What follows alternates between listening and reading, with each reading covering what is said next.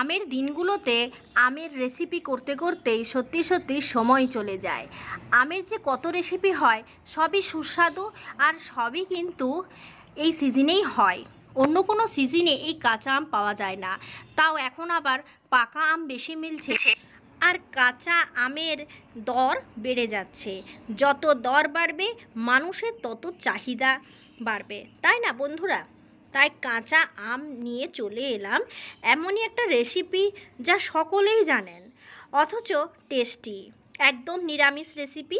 চলুন শুরু করা যাক। বাড়িতে বানাচ্ছিলাম, ভাবলাম আপনাদের সাথে শেয়ার করে ফেলি। কাঁচা আম দিয়ে আজকে আমি সর্ষে বাটা দিয়ে জাস্ট কাসুন্দি টাইপের তৈরি করব।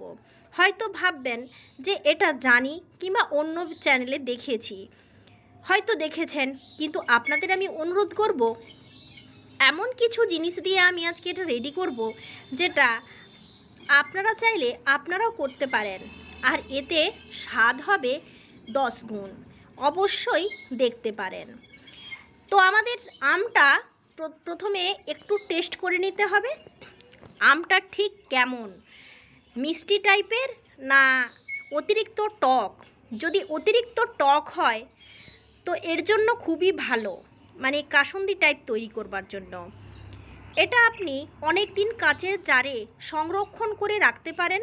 ভাত, ডাল, পাঁপড় ভাজার সাথে হেভি খেতে লাগে। ঝালমুড়ির সাথে মাখালে তো আর কথাই নেই। তো বন্ধুরা, এই আমটাকে আমি টেস্ট করে দেখলাম, হালকা টক মিষ্টি, খুব বেশি মিষ্টি নয় আর খুব বেশি টকও নয়, কিন্তু এর যে স্মেল তা খুবই সুন্দর। কাটতে কাটতে আমার কিন্তু খুব ভালো লাগছিল। এই কাঁচা আমকে ভালোভাবে প্রথমে ধুয়ে নেবেন, তারপর কাটবেন। কেটে আম কিন্তু ধুতে যাবেন না বন্ধুরা। এরপর আমটাকে এরকমভাবে ফালি ফালি করে ঠিক কেটে নিয়েছি। পাশেই আমি কিন্তু নিজস্ব ঘরে আমসত্ত্ব বানিয়েছি, দেখতে পেয়েছেন কেমন রোদে দিয়েছি।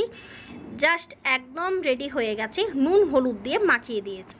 এর জন্য লাগবে, একদম পারফেক্ট হবে, কালো সর্ষে।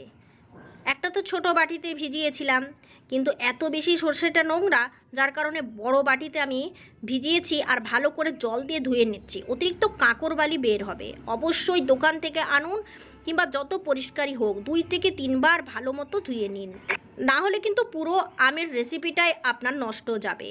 কালো সর্ষে ঝাঁঝালো, মাছের ঝাল বলুন আর অন্য কোনো আচারের রেসিপি বলুন, আমি বলবো কালো সর্ষে এর জন্য বেস্ট। এমনি রান্নাতে আপনি হলুদ রঙের সর্ষে দিতেই পারেন। তো বন্ধুরা, খুব ভালোভাবে সর্ষেটাকে ভিজিয়ে রাখুন। আমি মোটামুটি 250 গ্রামের মতো সর্ষে ভিজিয়ে রেখেছি, আর বড় বড় 4 থেকে 5খানা আম আছে। জানি না আরও কতটা সর্ষে লাগে কিনা, তবে এইটা বাটা যাক। তো প্রথম স্টেপে আমি একটু এই দানা দানাগুলো ভাঙার জন্য শিল বাটা ব্যবহার করছি, তারপর আমি ব্লেন্ডার ব্যবহার করব। অনেকবারই ব্লেন্ডারে বেটে দেখেছি, ঠিক পছন্দসই হয় না। শিল বাটার আগে সত্যি কিছু নেই। তার জন্য আমি এখানে দিচ্ছি, প্রথম অবস্থায় ভেঙে নিয়েছি দানা দানাগুলো, আর একটু বাটা হতেই ফের এটাকে আরও মিহি করবার জন্য ব্লেন্ডারের কাপে দিয়ে দিচ্ছি। তারপর শুকনো লঙ্কা কয়েকটা দিয়ে দিচ্ছি। আমিষ ধরনের যদি করতে চান তাহলে অবশ্যই এর সাথে দিয়ে দিবেন রসুনের বাটা। রসুনের বাটা দিলে টেস্ট ভালো হয়, ঝাঁঝালো হয়। কালো সর্ষের সাথে রসুন মেশালে আর তো চিন্তাই নেই। তো একদম দেখতে পেয়েছেন মিহি হয়ে গেছে, আর এতে একটিও কিন্তু দানা নেই। এতক্ষণ আমি ভালোভাবে রোদ্রে রেখেছিলাম, এর অতিরিক্ত জল কিন্তু শুষে নিয়েছে। দুর্দান্তভাবে এর স্বাদ লাগে, আপনারা একবার করে খেলে অবশ্যই বুঝতে পারবেন। তো এরপর আমি একটু পরেই দিয়ে দেব বাটা সর্ষেটা, আর ভালো করে মাখিয়ে নেব।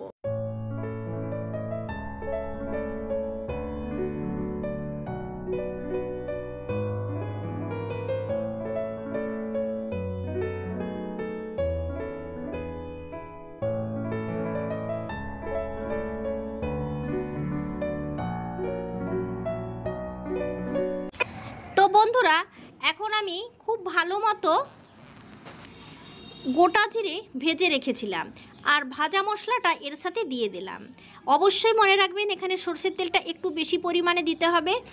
রসুনের ঝাঁঝের দরকার অবশ্যই বুঝতে পেরেছি, কিন্তু এখানে আমি নিরামিষ পদ্ধতিতে যেহেতু বানাচ্ছি, এর সাথে আমি দিয়ে দিলাম হিং। সরষের তেলের পরিমাণটা একটু বেশি থাকবে। তার সাথে দিয়ে দিলাম ভিনেগার। এটা কিন্তু নষ্ট হবে না, স্বাদটা একটু টক আসবে, আর ভিনেগারের স্মেলটা আচারে খুবই সুন্দর লাগে।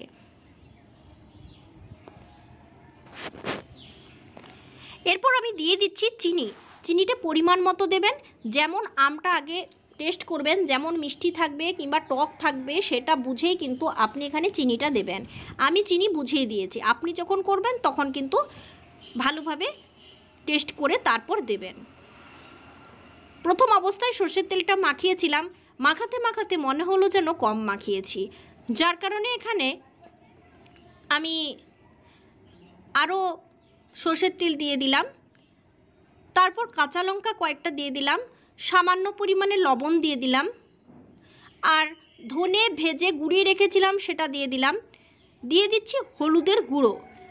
ব্যাস, আরও ফ্রেশ করে খুব ভালো করে নিচ থেকে ওপর থেকে নিচ ভালো মতো মাখাতে থাকলাম। এই দেখুন বন্ধুরা, যত রোদ পাচ্ছে তত এটা আমটা আস্তে আস্তে রোদে সর্ষের সাথে সেদ্ধ হবে, আর তত স্বাদ আসবে। অবশ্যই আচার কিন্তু আচারেই রাখতে হয়, একটু সদাচার পালন করেই এই আম আচারটা আপনারা খাবেন। যদিও এটা আচার নয়, এটাকে আমরা অনেকেই কাসুন্দি বলে থাকি। কালার আসবার জন্য এতে কিছু কাশ্মীরি মির্চ দিয়ে দিলাম, তো অনেকটাই, তো আমি 1 চামচ দিয়ে দিয়েছি। আপনারা চাইলে আরও একটু বেশি দিতে পারেন, কি পুরো প্যাকেটটাই দিয়ে দিতে পারেন। ঝাল বুঝে অবশ্যই লঙ্কা দিয়ে দেন। প্রথম অবস্থায় আপনারা দেখেছিলেন আমি শুকনো লঙ্কা সরষের সাথে বেটেছিলাম, তারপর আমি দিয়ে দিলাম কাঁচা লঙ্কা, এরপর আমি যোগ করলাম গুঁড়ো লঙ্কা। অবশ্যই কাঁচের জারে সংরক্ষণ করুন বন্ধুরা, খুব ভালোভাবে সব মিশিয়ে নিয়ে তেলের পরিমাণটা একটু চেক করে নেবেন, তারপর কাচের পাত্রে রেখে দেন। ভালো করে কাচের পাত্রটা ধুয়ে শুকনো করে নেবেন, যাতে এর ভেতরে একটুও জল না থাকে। এবং এই কাসুন্দিতে আমি একটুও কিন্তু জল দেব না। অনেকেই জল দেয়, অনেকেই কড়াইয়ে গরম করে নেয়, অনেকভাবে অনেক পদ্ধতি অনেকেই জানেন, কিন্তু বন্ধুরা আমি আমার পদ্ধতিতে আপনাদের দেখাচ্ছি।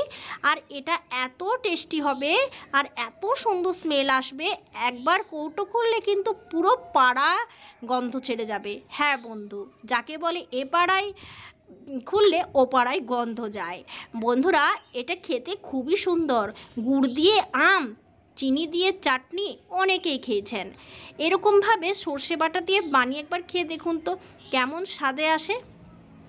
পুরোটা ভালোভাবে রেখে দেন, ভালো করে 2-1 বার ঝাঁকিয়ে নেবেন, আর 3 থেকে 4 দিন রোদে রেখে একটু অন্ধকার ঘরে খাটের তলায় কিংবা আলমারির তলায় ভালোভাবে অন্ধকারভাবে রেখে দেবেন।